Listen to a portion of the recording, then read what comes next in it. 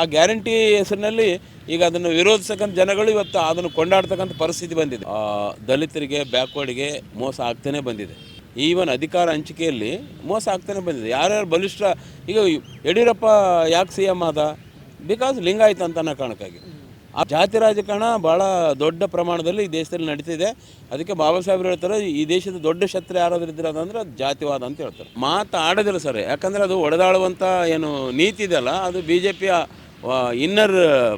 Inner built ಅದೊಂದು program ಇದ್ದಂಗೆ. Sir, Raichur ಬಿಸಿಲು ಜಾಸ್ತಿ ಇರುತ್ತೆ ಈಗ ಬೇಸಿಗೆ ಟೈಮಲ್ಲಿ. ಅಲ್ಲಿ ರೈತರ ಪರಿಸ್ಥಿತಿ ಹೇಗಿರುತ್ತೆ? ಜನಜೀವನ ಎಷ್ಟು ಇರುತ್ತೆ? ಈಗ ಪ್ರಾರಂಭ ಆಗಿದೆ ಬಿಸಿಲು, ಈಗ ಶುರುವಾಗ್ತಿದೆ. ನಮ್ಮ ಕಡೆ ರೈತರು ಸಮಸ್ಯೆ ಸಾಮಾನ್ಯವಾಗಿ ಇದ್ದಿದ್ದೆ. ಏನು ರೀ, ಬೆಳೆಗಳು ಹಾಕ್ಕೊಂಡಿರ್ತಾರೆ, ಬೆಳೆಗಳಿಗೆ ಸರಿಯಾದಂಥ ನೀರಿಲ್ಲ. 2 ನದಿಗಳಿದ್ದಾವೆ ರಾಯಚೂರು ಜಿಲ್ಲೆಗೆ, ಕೃಷ್ಣಾ ನದಿ ಮತ್ತು ತುಂಗಭದ್ರಾ ನದಿ. ಎಡಬಲಕ್ಕೆ ನದಿ ಇದ್ದಾವೆ, ಅದರ ಕುಡಿಯೋಕ್ಕೆ ನೀರಿಲ್ಲದಂಥ ಪರಿಸ್ಥಿತಿ ರಾಯಚೂರು ಜಿಲ್ಲೆಗೆ ಇದೆ ಈಗ ಪರಿಸ್ಥಿತಿ. ಬೇಸಿಗೆ ದಿನಗಳಲ್ಲಿ ಅದು ಇನ್ನಷ್ಟು ತಾರಕಕ್ಕೆ ಇರ್ತದೆ. ಬೆಳೆದಂಥ ಬೆಳೆಗಳಿಗೆ ಕೊನೆಗೆ ಫಲ ಬಂದಿರ್ತದೆ, ಭತ್ತದ ಏನು ಕಾಳಾಗಿರ್ತವೆ, ಅವಾಗ ಬಲ್ಕೊಳ್ಳಿಕ್ಕೆ ನೀರು ಬೇಕಾಗ್ತದೆ, ಆಗ ನೀರು ಸಿಗಂಗಿಲ್ಲ. ಕೊನೆ ಭಾಗದ ರೈತರಿಗೆ ಅಂತರ ಗೋಳು ಏಳ್ತಿರೋದು. 2 ನದಿಗಳಿದ್ದಾವೆ. ಏನು ತುಂಗಭದ್ರಾ ಎಡದಂಡೆ ಕಾಲುವೆ ನೀರಿದೆ, ಅದು ರಾಯಚೂರು ತಾಲೂಕಿನ ಕೊನೆ ಭಾಗದ ಹಳ್ಳಿಗಳಿಗೆ ಸಿಗೋದೇ ಇಲ್ಲ. ಯಾಕಂತಂದರೆ ಅನಧಿಕೃತ ಕೆರೆಗಳನ್ನು ಕಟ್ಟಿಕೊಂಡು ಬಲಿಷ್ಠ ಭೂಮಾಲೀಕರು ದೊಡ್ಡ ಕೆರೆಗಳನ್ನು ಕಟ್ಟಿಕೊಂಡು ವ್ಯವಸಾಯ ಮಾಡ್ತೀರಾ? ಏನೇನು ಬೆಳೆ ಬೆಳೀತೀರಾ? ನಮ್ಮ ಕಡೆ ಈಗ ಹತ್ತಿ ಬೆಳೀತಿದ್ದಾರೆ, ಭತ್ತ ಬೆಳೀತಿದ್ದಾರೆ, ಮೆಣಸಿನಕಾಯಿ ಬೆಳೀತಿದ್ದಾರೆ. ಏನು ಸರ್, ಒಣ ಭೂಮಿಗಳಲ್ಲಿ ಜೋಳ ಬೆಳೀತಾರೆ. ಸ್ಥಳೀಯ ಶಾಸಕರು ಜನಪರ ಕೆಲಸ ಮಾಡ್ತಾರೆ ಸರ್. ಯಾವ ಶಾಸಕರಿದ್ರೂ ಅಷ್ಟೇ ಸರ್, ಸ್ಥಳೀಯ ಶಾಸಕರುಗಳು ತಮ್ಮ ಕೆಲಸಕ್ಕೆ ಭಾಳಷ್ಟು ಶಾಸಕರುಗಳು ಈ ಕನ್ಸ್ಟ್ರಕ್ಷನ್ ವರ್ಕ್ಗೆ ಭಾಳ ದುಡ್ಡು ಇಟ್ಕೊಂಡು ಬರ್ತಾರೆ. ಈ ಸಿ ರಸ್ತೆ ಇವೇ ಅಭಿವೃದ್ಧಿ ಅನ್ಕೊಂಡ್ರೆ, ರಸ್ತೆಗಳೇ ಅಭಿವೃದ್ಧಿಗಳಲ್ಲ. ಜನರ ಜೀವನ ಮಟ್ಟವನ್ನು ಸುಧಾರಿಸತಕ್ಕಂಥ ಯೋಜನೆಗಳು ಬಂದರೆ, ರೈತರ ಏನು ನೀರಾವರಿ ಯೋಜನೆಗಳನ್ನು ಉತ್ತಮಪಡಿಸಿದರೆ, ನೀರು ಸಿಗುವಂಗೆ ನೋಡ್ಕೊಂಡ್ರೆ ಅದು ಅಭಿವೃದ್ಧಿ ಕೆಲಸ ಆಗ್ತದೆ. ಈ ದೇಶದಲ್ಲಿ ರೈತ ದೇಶದ ಬೆನ್ನೆಲುಬು ಅಂತ ಹೇಳಲಿಕ್ಕೆ ಬಳಸ್ತಿದ್ದಾರೆ ಅದರ ನಿಜವಾಗಲೂ ಆ ಬೆನ್ನೆಲುಬನ್ನು ರಕ್ಷಣೆ ಮಾಡ್ತಕ್ಕಂಥ ಯೋಜನೆಗಳಿಲ್ಲ. ಇವತ್ತು ದೇಶದಲ್ಲಿ 70% ಇರ್ತಕ್ಕಂಥ ಕೃಷಿ ಇವಾಗ 56ಕ್ಕೆ ಇಳಿದಿದೆ. ಯಾಕೆ ಇಳಿತು ಅಂತಂದರೆ, ರೈತರಿಗೆ ಉಪಯೋಗ ಆಗ್ತಕ್ಕಂಥ ಯೋಜನೆಗಳು ತರ್ತಾ ಇಲ್ಲ. ಅವ್ರ ಬೆನ್ನೆಲುಬಾಗಿ ಯಾರು ನಿಲ್ತಿಲ್ಲ. ಇತ್ತೀಚಿನ ದಿನಗಳಲ್ಲಿ ಹೌದು, ರಾಜ್ಯ ಸರ್ಕಾರದಲ್ಲಿ CM ಬದಲಾವಣೆ ಕೂಗಿದೆ. ಅದ್ರ ಬಗ್ಗೆ ಏನು ಹೇಳ್ತೀರಾ? ನೋಡಿ ಸರ್, CM ಬದಲಾವಣೆ ಅದು ರಾಜಕೀಯ ಪಕ್ಷಗಳ ಒಂದು ಆಟ ಇರ್ತದೆ. ಎಲ್ಲರಿಗೂ ಅದ್ರ ಮೇಲೆ ಕಣ್ಣಿರ್ತದೆ, ನಾವು ಆಗ್ಬೇಕು ನೀವು ಆಗ್ಬೇಕಂತ. ಅದು ಆಗ್ತಾಯಿದೆ. ಈ ಕರ್ನಾಟಕದಲ್ಲಿ 2 ಬಲಿಷ್ಠ ಕೋಮಿನ ಜನರು ಅನೇಕ ಸಲ ಮುಖ್ಯಮಂತ್ರಿಗಳಾಗಿದ್ದಾರೆ. ಅದರಲ್ಲಿ ಲಿಂಗಾಯತರು ಭಾಳ ಸಲ ಆಗಿದ್ದಾರೆ ಮತ್ತು ಒಕ್ಕಲಿಗರು ಭಾಳ ಸಲ ಆಗಿದ್ದಾರೆ. ಆದರೆ ಬ್ಯಾಕ್ವರ್ಡ್ ಭಾಳ ಕಡಿಮೆ. ಅದು ಬಂಗಾರಪ್ಪನಿಂದ ಹಿಡ್ಕೊಂಡು ಮೊಯ್ಲಿಯವರು ಹಿಡ್ಕೊಂಡು ಈಗ ಸಿದ್ದರಾಮಯ್ಯನವರು. ಆದರೆ ಇವರಿಗೊಂದು ಫುಲ್ ಅವಧಿಯನ್ನು ಬಿಟ್ಕೊಡ್ತಕ್ಕಂಥ ಕೆಲಸ ಮಾಡಬೇಕು. ದೊಡ್ಡ ಏನು ಬಲಿಷ್ಠವಾದಂಥ ಜಾತಿಯ ಮೇಲ್ವರ್ಗಕ್ಕೆ ಸೇರಿರ್ತಕ್ಕಂಥ ಬಲಿಷ್ಠರೇ ಮುಖ್ಯಮಂತ್ರಿಗಳಾದರೆ ಮತ್ತು ತಳ ಸಮುದಾಯಗಳು ಯಾವಾಗ ಆಗಬೇಕು? ಈ ದೇಶದಲ್ಲಿ ಏನು ದಲಿತರು ಯಾವಾಗ ಆಗಬೇಕು? ಈಗ ಸಿದ್ದರಾಮಯ್ಯನವರು ಒಂದು ಒಳ್ಳೆ ಕೆಲಸಗಳು ಮಾಡೋಕತ್ತಾರ, ಜನರಿಗೆ ಒಳ್ಳೊಳ್ಳೆ ಕೆಲಸಗಳನ್ನು ಅಂದರೆ ಯೋಜನೆಗಳನ್ನು ಕೊಡೋಕತ್ತಾರ. ಬರೀ ಗ್ಯಾರಂಟಿ ಅಷ್ಟಲ್ಲ, ಆ ಗ್ಯಾರಂಟಿ ಹೆಸರಿನಲ್ಲಿ ಈಗ ಅದನ್ನು ವಿರೋಧಿಸಕ್ಕಂಥ ಜನಗಳು ಇವತ್ತು ಅದನ್ನು ಕೊಂಡಾಡ್ತಕ್ಕಂಥ ಪರಿಸ್ಥಿತಿ ಬಂದಿದೆ. ಯಾಕಂದರೆ ಜನಗಳ ಒಂದು ಆರ್ಥಿಕ ಸಬಲತೆಗೆ ಪೂರಕವಾದಂಥ ಯೋಜನೆಗಳನ್ನು ಅಭಿವೃದ್ಧಿ ವಿರೋಧಿ ಮನಸ್ಥಿತಿ ಇರ್ತಕ್ಕಂಥ ಜನ ಯಾರೂ ಒಪ್ಪೋದಿಲ್ಲ. ಹಂಗಾಗಿಯೇ ಆ ಯೋಜನೆಗಳನ್ನು ಅಥವಾ ಗ್ಯಾರಂಟಿಗಳನ್ನು ಅಣಿಗಿಸಿ ಅಥವಾ ಹೀಯಾಳಿಸಿ ಮಾತಾಡಿರ್ತಕ್ಕಂಥ ಜನಗಳನ್ನು ನಾವು ನೋಡ್ತಾ ಇದ್ದೀವಿ.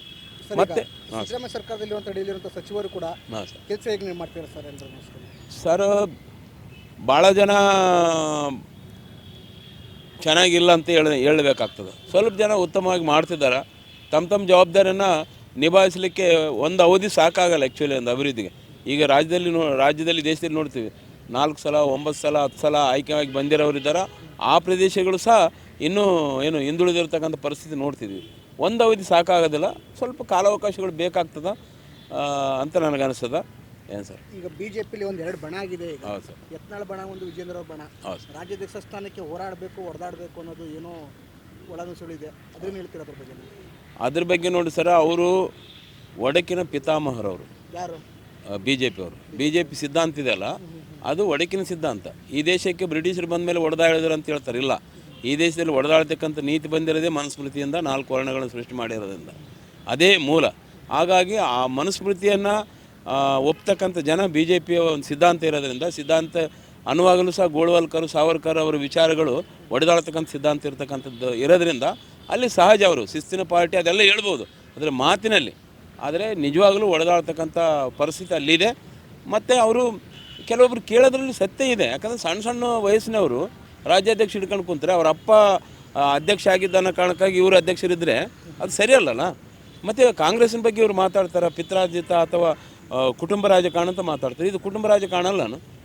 ಯಡಿಯೂರಪ್ಪನ ಮಗ ಅಧ್ಯಕ್ಷ ಆಗ್ಬೇಕಂತ ಏನದ, ಬೇರೆಯವ್ರು ಬಿಟ್ಕೊಡ್ಬೇಕು. ಯಾರ್ಯಾರು ಸರ್, ಇದು ಜಗದೀಶ್ ಶೆಟ್ಟರ್ ಆಗಿರ್ಬೋದು, ಯಡಿಯೂರಪ್ಪ ಆಗಿರ್ಬೋದು, ಅವರೆಲ್ಲ ಸಮಕಾಲೀನ, ಈಶ್ವರಪ್ಪ ಅವರೆಲ್ಲ ಸಮಾನ ಕಾಲದಲ್ಲಿ ಬಿಜೆಪಿ ಹೋರಾಡಿದಂಥವ್ರು. ಹೌದು, ಅವರೆಲ್ಲ CM ಸ್ಥಾನ ಅವರು. ಈಶ್ವರಪ್ಪರಿಗೆಲ್ಲ ಮೋಸ ಆಯ್ತಾ ಖಂಡಿತ. ನೋಡಿ, ಈ ದೇಶದಲ್ಲಿ ದಲಿತರಿಗೆ, ಬ್ಯಾಕ್ವರ್ಡ್ಗೆ ಮೋಸ ಆಗ್ತಾನೆ ಬಂದಿದೆ.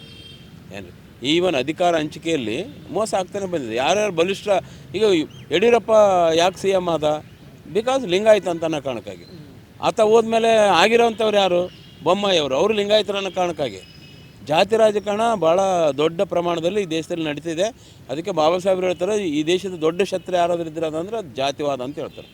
ಜಾತಿ ವಿನಾಶ ಆಗೋದು ಹೊರತು ಈ ದೇಶ ಅಭಿವೃದ್ಧಿ ಆಗೋದಿಲ್ಲ ಅಂತ ಹೇಳ್ತಾರೆ. ಯತ್ನಾಳ್ ಅವರೊಂದು ಗುಂಪು ಕಟ್ಕೊಂಡಿದ್ದಾರೆ, ಮತ್ತು ಈಗ ವಿಜೇಂದ್ರ ಅವರು ಗುಂಪು ಕಟ್ಟಿಕೊಂಡು ಅಧಿಕಾರದ ಇದಾಗಿ ಮೇಲ್ಮನೆಗೆ ಹೋಗಿದ್ದಾರೆ, ಕೇಂದ್ರ ಸರ್ಕಾರಕ್ಕೆ ಹೋಗಿದ್ದಾರೆ. ಕೇಂದ್ರ ಸರ್ಕಾರದವರೇ ಇವ್ರನ್ನೆಲ್ಲೋ ಚೂ ಬಿಟ್ಟು ವಿಜೇಂದ್ರ ಮೇಲೆ ಖಂಡಿತ ಸರ್. ಅದು ಅವರು ಏನು ನಮ್ಮ ಹಳ್ಳಿಗಳು ಹೇಳ್ತಾರಲ್ಲ, ಚೂಟದವರೇ ತೂಗದವರೇ ಅಂತ. ಇದು ಇದರ ಏನು ಮೂಲ ಅಲ್ಲೇನೇ ಇದೆ ಅಂತ ಅನಿಸ್ತದೆ ನನಗೆ. ಈಗ ಮೀಸಲಾತಿ ಹೋರಾಟಗಳು ನಡೆದವ್ರಿ. ಈಗ 2E ಸೇರಬೇಕು, 2Bಗೆ ಸೇರಬೇಕು, ಇದೆಲ್ಲ ಆಟನ ಅವ್ರದ್ದೇ. ಇವರು ಜನ ಶೂದ್ರ ಸಮಾಜಕ್ಕೆ ಸೇರಿರ್ತಕ್ಕಂಥ ಜನಗಳು ಪ್ರಶಾಂತವಾಗಿ ಶಾಂತವಾಗಿ ಇರಬಾರ್ದು. ಅವರವರು ಗುದ್ದಾಡ್ತಿರ್ಬೇಕು. ಗುದ್ದಾಡುವಾಗನೇ ಅವ್ರಿಗೆ ಲಾಭ ಮಾಡ್ಕೊಳ್ತಂತ ಬೆರಳೆಣಿಕೆ 3% ಜನ ಇದ್ದಾರೆ, ಅವರ ಮೈಂಡ್ ಗೇಮ್ ಇದು. ಈಗ ಬಿಜೆಪಿ ನಾಯಕರು ಪ್ರತಿ ತಿಂಗಳೆಲ್ಲ ಹೋಗ್ತಾ ಇರ್ತಾರೆ, ದೆಹಲಿಗೆ ಹೋಗ್ತಾ ಇರ್ತಾರೆ. ಇದ್ರ ಬಗ್ಗೆ ಕರ್ನಾಟಕದಲ್ಲಿ ಬಿಜೆಪಿ ಹತ್ರ ಒಡಕುನ ಬಗ್ಗೆ JP ನಡ್ಡಾ ಆಗಿರ್ಬೋದು, ಅಮಿತ್ ಶಾ ಆಗಿರ್ಬೋದು, ನರೇಂದ್ರ ಮೋದಿ ಆಗಿರ್ಬೋದು, ಯಾರು ಇದ್ರ ಬಗ್ಗೆ ಮಾತಾಡ್ತಿಲ್ಲ. ಮೋಸ್ಟ್ಲಿ ಇದು ಕಟ್ಟಿದ್ದಾರೆ ಅಂತ ಇವರು ಮಾತಾಡೋದಿಲ್ಲ ಸರ್. ಯಾಕಂದರೆ ಅದು ಒಡೆದಾಳುವಂಥ ಏನು ನೀತಿ ಇದೆಯಲ್ಲ, ಅದು BJPಯ ಇನ್ನರ್ ಬಿಲ್ಟ್ ಅದೊಂದು ಪ್ರೋಗ್ರಾಮ್ ಇದ್ದಂಗೆ. ಅವರು ಅದ್ರ ಬಗ್ಗೆ ಮಾತಾಡೋಂಗಿಲ್ಲ.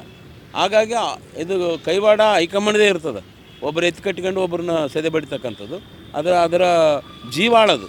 ಹಾಗಾಗಿ ಅವರೇ ಮಾಡಿರ್ತಕ್ಕಂಥದ್ದು ನೀವು ಊಹಿಸಿದ ಸತ್ಯ ಇದೆ. ಹಂಗೆ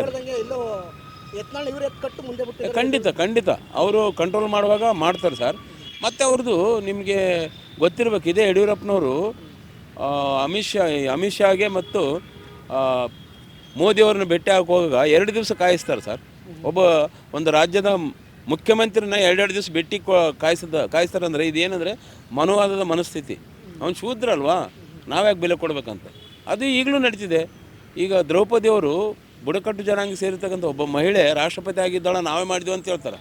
ಆದರೆ ಒಂದು ಸಂಸತ್ತನ್ನು ಕಟ್ಟಿ ಉದ್ಘಾಟನೆ ಮಾಡುವಾಗ ರಾಷ್ಟ್ರಪತಿ ಅಂದರೆ ಸಂಸತ್ತಿನ ಪ್ರಮುಖರು, ಆ ಪ್ರಮುಖರು ಇಲ್ದೇ ಮಾಡ್ತಾರೆ.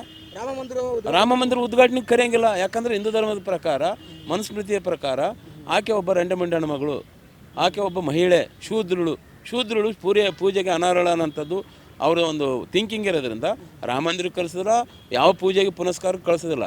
ಅದಷ್ಟೇ ಅಲ್ಲದೆ ಇಂದಿನ ರಾಷ್ಟ್ರಪತಿಗಳು ರಾಮನಾಥ್ ಕೋವಿಂದ್ ಅವರನ್ನು ಪೂಜೆ ಮಾಡೋಕ್ಕೆ ಗರ್ಭಗುಡಿಗೆ ಬಿಡೋಗಿಲ್ಲ, ಪಾವಂಟಿಗೆಯಲ್ಲಿ ಕೂಡಿಸಿ ಅವರು ಪೂಜೆ ಮಾಡಿಸಿ ಅವಮಾನ ಮಾಡಿ ಕಳಿಸ್ತಾರೆ.